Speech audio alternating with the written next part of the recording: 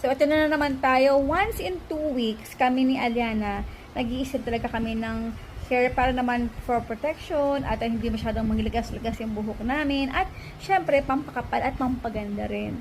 So, ito talaga yung ginagamit ko. Napaka-effective.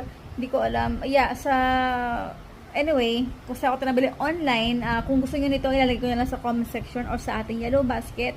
At meron dito dalawang mode, isang low, isang high. Pero nasa low lang ako for 30 minutes. At for Aliana naman ay 15 minutes lang. Again, sa low kasi kapag nasa high, masyado mainit. Parang hindi ko kaya yung init niya. Then, ito naman kay Aliana, diba? So, continuous akong gumagamit ng mga 2 months na. Aliana, I cannot So, alam niyo naman, meron siyang alopecia, shiny siya, at talagang kalbo. Ito kasi, nagkakaroon na siya ng buhok-buhok dito. Ayan, makikita niyo naman.